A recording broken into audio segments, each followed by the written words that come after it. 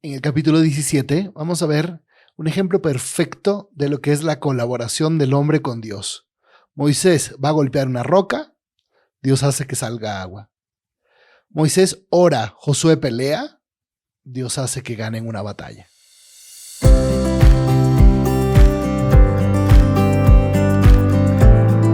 Esto es la Biblia, un podcast de Formar Apóstoles y CatholicNet que te ayudará a crecer en tu relación con Dios cada día. ¿Qué tal, apóstoles? Soy el Padre Rafael Pacanins y seguimos en este camino aventurándonos hacia el corazón del éxodo que va a ser dentro de algunos capítulos la alianza con Dios, de Dios con el pueblo. Pero vamos haciendo esta oración juntos a través de todos estos capítulos que nos van enseñando tantas cosas que nos ayudan a entender nuestra fe.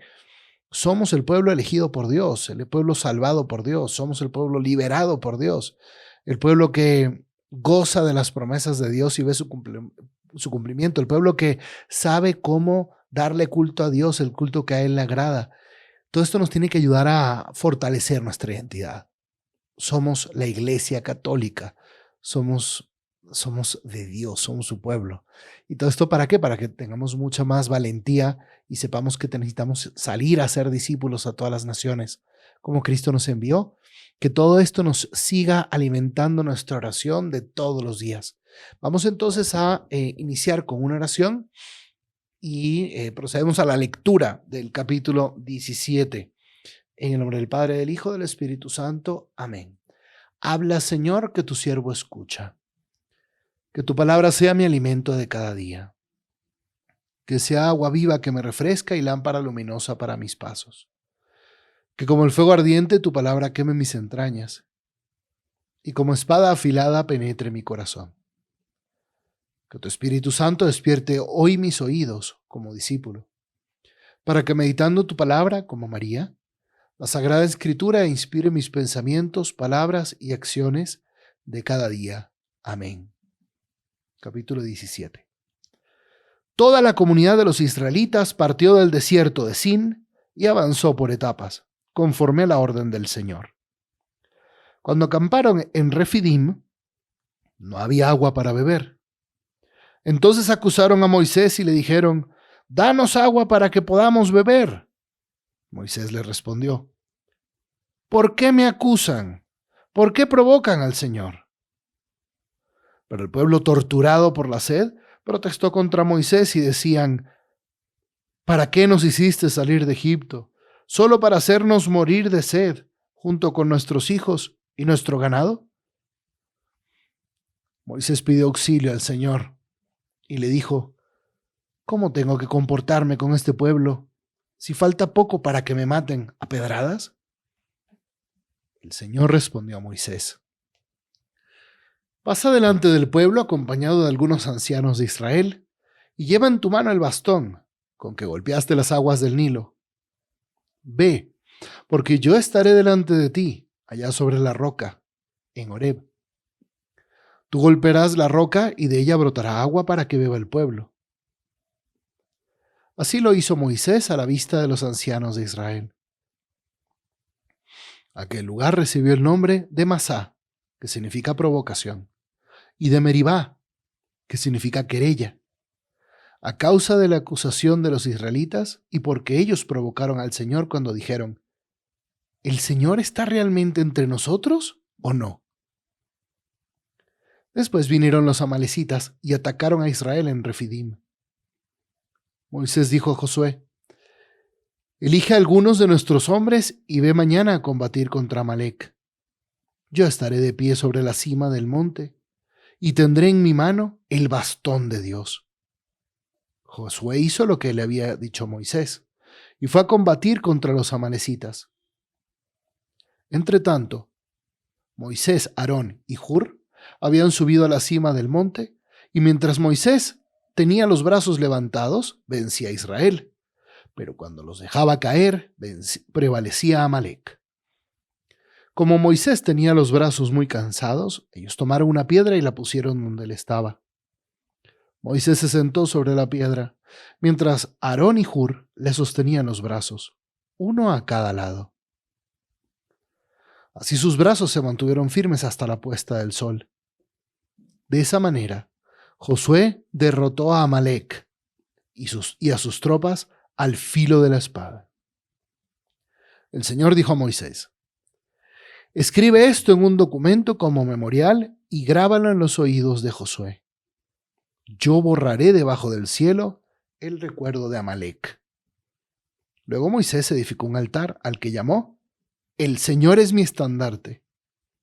Y exclamó: porque una mano se alzó contra el trono del Señor, el Señor está en guerra contra Amalec de generación en generación. Otra vez regresa el tema de la sed, del hambre, de las necesidades básicas. Dice aquí que el pueblo estaba torturado por la sed. Claro, cumplir la voluntad de Dios no es fácil.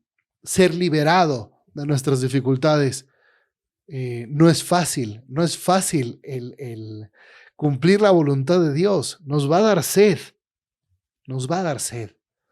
Y aquí el pueblo, humanamente, muy humanamente, vuelve a rebelarse contra Moisés. Moisés les vuelve a decir: oigan, ¿y por qué me acusan? ¿Por qué provocan al Señor? No había agua en ese lugar. Y estaba el pueblo muy triste, ¿no? Muy desesperado. ¿Por qué nos hiciste salir? ¿Por qué nos hiciste morir de sed? Moisés, como líder, pide auxilio al Señor. Y esto es esto es una gran lección para ti que eres líder en tu empresa, en tu familia, en tu grupo de amigos, en tu universidad, en tu escuela, en tu apostolado, en tu parroquia. Un líder le pregunta a Dios cómo comportarse. Un líder no tiene que tener todo ya el camino claro y no tiene que tener una intuición tremenda para saber cómo hacer y cómo comportarse en cada situación. No, el líder le pregunta: Señor, ¿cómo tengo que comportarme con este pueblo si falta poco para que me maten a pedradas? ¿Cómo se supone, Señor, que tengo que cumplir tu voluntad? Si Dios te puso en ese puesto de liderazgo, tú pregúntale a Él cómo quiere que tú lo vivas. Pídele a Él cuáles son las palabras que tienes que decir, las iniciativas que tienes que hacer, cómo debes impulsar una innovación grande en la realidad en tu organización. ¿Y qué le responde el Señor? El Señor le dice: mira, ve delante del pueblo, acompáñate a los ancianos, lleva el bastón, ese bastón con el que tú has visto que yo he obrado a través de ti, y el bastón que era su instrumento ordinario de pastor. Moisés sigue siendo un pastor llamado por Dios. Tus instrumentos de trabajo, tu computadora, tu celular, Dios va a obrar con eso, no necesitas muchas otras cosas más. Ve, porque yo estaré delante de ti allá sobre la roca. La condición para que Moisés pueda obrar milagros es que Dios esté allí. En realidad Moisés no era el que obraba el milagro, era Dios. Pero la condición para que Moisés fuera el colaborador de Dios y el mediador del milagro era que Dios estuviera en la roca. Porque yo estaré delante de ti allá en la roca. Y entonces Dios otra vez va a hacer lo ilógico. Normalmente no sale agua de piedras, de las rocas, no sale. Pero a Dios le encanta eso, a Dios le encanta el sacar la solución ilógica, irracional, para que entonces nosotros nunca perdamos la confianza en Dios. A veces sí vemos que las cosas se pueden solucionar. Normalmente no le atribuimos a Dios el éxito de las situaciones que vivimos, pero si ya no hay manera humana posible de resolver las cosas, entonces nos dirigimos con Dios. Tú golpearás la roca y de ella brotará agua, lo que no puede suceder. Los padres de la iglesia han visto en esto la imagen de el costado de Cristo abierto por la lanza del centurión, el soldado que estaba ahí, y le abre el costado con su lanza y sale sangre y agua. Y de ahí brota la iglesia, brota los sacramentos, brota la Eucaristía, el bautismo. Aquel lugar recibió el nombre de Masá, que significa provocación, y de Meribá, que significa querella. Les pido que recuerden estos dos nombres de un mismo lugar. Es un lugar que se le llama a veces Masá y a veces Meribá. Porque en la liturgia, muchas veces que vamos a misa, escuchamos referencias a estos dos lugares. Por ejemplo, mira lo que dice el Salmo 94. Esto es un ejemplo. Salmo 94, versículo 7 al final. Ojalá hoy escuchen la voz del Señor. No endurezcan su corazón como en Meribá, como el día de Masá en el desierto, cuando sus padres me tentaron y provocaron, aunque habían visto mis obras. Bien, Masá, Meribá, es el mismo lugar, no son dos lugares, y van a aparecer mucho en la Biblia como los lugares en los cuales Israel endureció el corazón. Que sea un recuerdo también para nosotros. ¿Por qué vamos a endurecer nuestro corazón si ya hemos visto tantas manifestaciones del poder de Dios? ¿Por qué nos seguimos preguntando eso que los mismos israelitas se preguntaron en el versículo 7 al final? ¿El Señor está realmente entre nosotros o no? Es como cuando en el Evangelio de Marcos, capítulo 4, versículo 38, los apóstoles estaban en esa barca que se estaba zarandeando por la tormenta y Cristo dormía. Y entonces ellos le preguntan, oye, ¿no te importa que perezcamos, que vayamos a morir? ¿Qué te pasa, Jesús? ¿No te das cuenta? Como si tú le tuvieras que dar lecciones a tu Dios, a tu Creador. Y te preguntas, ¿será que Dios estará realmente entre nosotros? ¿Será que Cristo es Dios? Aquí viene entonces la segunda historia de este capítulo. Las dos historias son de la colaboración del Dios con el hombre, del hombre con Dios, perdón. Si Moisés no golpeaba la roca, Dios no iba a hacer el milagro. Dios podía hacerlo, pero quería la ayuda de Moisés. También esto tiene que ser una lección para nosotros apóstoles. Dios podría salvar a todas las almas del mundo sin necesidad de ayuda de nadie, pero Dios quiso necesitar el sí de María para encarnarse. Dios quiso necesitar a Moisés para sacar agua, ¿no? Y para sacar al pueblo de Egipto. Dios lo podía hacer él solo. Dios puede salvar al mundo entero, pero te quiere necesitar a ti para que tú le lleves el evangelio a los que viven contigo, a esos alejados, indiferentes, curiosos, buscadores que están al lado tuyo, alrededor tuyo. Él quiere necesitarte para llevarlo. Él te ha puesto ahí en esa oficina para que tú puedas llevar al cielo a las personas que están alrededor tuyo. Él te puso ahí en esa universidad, en ese salón de clases, en esa escuela, en ese grupo de amigos, en esa familia te puso, porque Él quiere necesitar tu colaboración para poder salvar a esas almas y llevarlas al cielo, a todos esos hombres y mujeres. Dios nos necesita, nos quiere necesitar. Dios nos quiere necesitar para llevar a cabo su obra. Aquí vamos a ver una segunda historia que va a reforzar esto. Es la batalla contra los amalecitas. Amalec era uno de los descendientes de Esaú, era nieto de Esaú. Entonces, por lo tanto, también provenía del linaje de Abraham. Los amalecitas atacan a Israel. Y Moisés le dice a Josué, ¿quién era Josué? Esta es la primera vez que sale Josué. Josué era un joven de la tribu de Efraín que estaba muy cercano a Moisés y que iba a ser el sucesor de Moisés. Todavía Josué no lo sabe. Pero aquí ya vemos cómo Moisés empieza, la labor principal del líder no es hacer más seguidores, sino hacer nuevos líderes. ¿Y cómo hace de Josué un líder? Le va encargando, poco a poco, ciertas responsabilidades. Josué escucha a Moisés, a ver qué va diciendo, cómo lo va diciendo. Y aquí le encarga a Josué y le dice, oye, tú vas a ser protagonista de esta batalla, tú vas a ser instrumento de Dios para liderar las tropas en esta guerra. Y esta es la primera guerra que le toca luchar a Israel después de salir de... Acuérdense que ellos no lucharon contra Egipto. Es la primera vez que este pueblo de esclavos tiene que luchar, dirigidos por Josué. Es interesante que Josué se traduce, es en hebreo, el griego tradujo Josué como Jesús. Entonces es el mismo nombre, nomás que pronunciado de manera distinta. Y vamos a ver durante todo el Éxodo Y los siguientes libros, que Josué es una prefiguración muy bella de Jesús también. Josué va a ser el encargado de introducir al pueblo de Israel en la tierra prometida una vez que Moisés muere. Él recibe el encargo de ser el nuevo líder después de Moisés. Imagínate, ¿quién iba a sustituir a Moisés, este gran profeta? Bueno, ese fue Josué.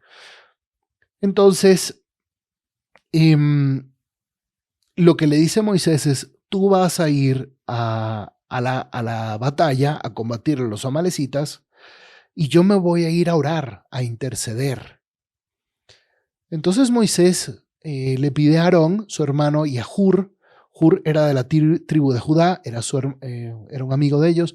En algunas tradiciones dice que era el cuñado, el esposo de Miriam. Y se van los tres a orar, a interceder.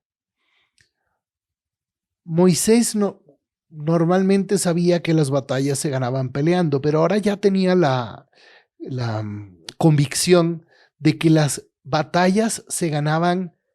Para ganar una batalla también se necesitaba interceder, pedirle a Dios el poder. Entonces, como que a veces nosotros nos preguntamos en nuestra vida, bueno, ¿qué es lo importante? ¿Orar o pelear? ¿Orar o trabajar? ¿Orar o esforzarme en mi negocio o en mis estudios? ¿Qué es lo importante? Pues las dos son importantes.